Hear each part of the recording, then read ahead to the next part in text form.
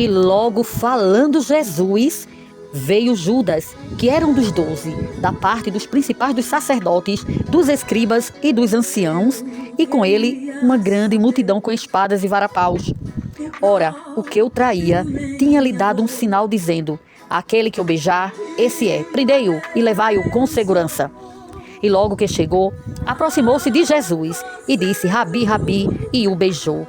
Judas o traiu. E ali o prenderam e levaram Jesus.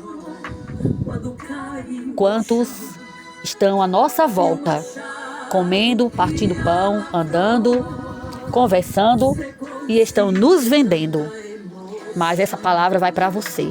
Olha o final de Judas. Qual foi? Tudo foi permitido por Deus, mas as escolhas estavam ali. Quando Jesus disse: o que tiver de fazeres, faze-o, Judas, né? Como traidor. E ele, mesmo não podendo utilizar o dinheiro qual havia vendido Jesus, ele foi e jogou as moedas no templo, saiu em busca do próprio abismo, porque a palavra de Deus diz que o mal por si se destrói.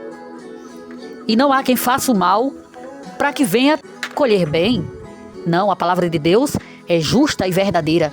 Aquilo que semear, também ceifará. Jesus, ele demonstrou que, nesse mesmo momento, todos o deixaram. E é desta forma, todos os discípulos saíram, fugiram e deixaram Jesus ali sozinho. Ele e Deus. E chegou até o momento que ele pensou: Pai, Pai, por que me abandonaste? Mas Jesus, ele permaneceu ali, pagando um alto preço por nossos pecados.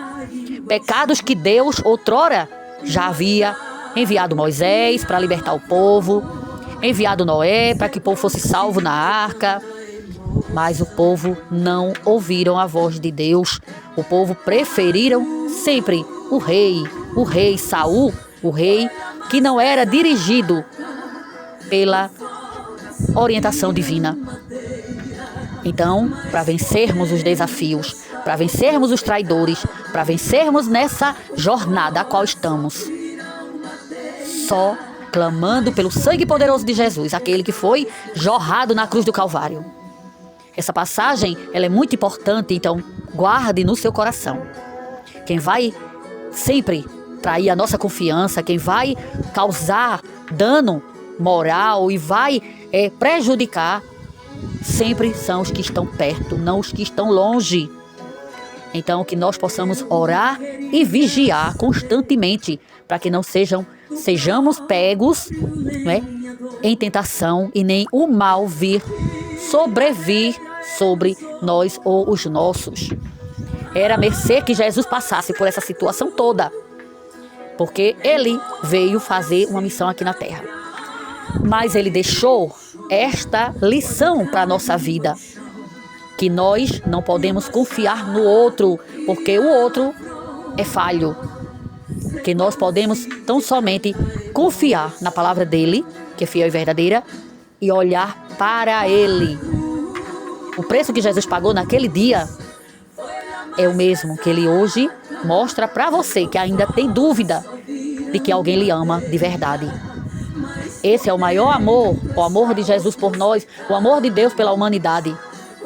Então abrace a cruz, porque foi ali que Jesus pagou o alto preço por nós e ele está vivo lá no céu. Não esqueça dessa palavra. E logo falando Jesus, veio Judas, que era um dos 12, da parte dos principais dos sacerdotes, dos escribas e dos anciãos, e com ele uma grande multidão com espadas e varapaus. Ora, o que o traía tinha-lhe dado um sinal dizendo: aquele que o beijar, esse é, prendei-o e levai-o com segurança. E logo que chegou, aproximou-se de Jesus e disse: Rabi, Rabi, e o beijou. Judas o traiu. E ali o prenderam e levaram Jesus. Quantos estão à nossa volta, comendo, partindo pão, andando, conversando e estão nos vendendo? Mas essa palavra vai para você. Olha o final de Judas. Qual foi? Tudo foi permitido por Deus, mas as escolhas estavam ali. Quando Jesus disse, o que tiver de fazeres, faze-o, Judas, né? Com o traidor. E ele, mesmo não podendo utilizar o dinheiro qual havia vendido Jesus, ele foi e jogou as moedas no templo, saiu em busca do próprio abismo, porque a palavra de Deus diz que o mal por si se destrói. E não há quem faça o mal para que venha colher bem. Não, a palavra de Deus é justa e verdadeira. Aquilo que semear, também ceifará. Jesus, ele demonstrou que, nesse mesmo momento, todos o deixaram. E é desta forma, todos os discípulos saíram, fugiram e deixaram Jesus ali sozinho. Ele e Deus. E chegou até o momento que ele pensou, Pai, Pai, por que me abandonaste? Mas Jesus, ele permaneceu ali, pagando um alto preço por nossos pecados. Pecados que Deus, outrora, já havia enviado Moisés para libertar o povo, enviado Noé para que o povo fosse salvo na arca. Mas o povo não ouviram a voz de Deus. O povo preferiram sempre o rei Saul, o rei que não era dirigido pela orientação divina.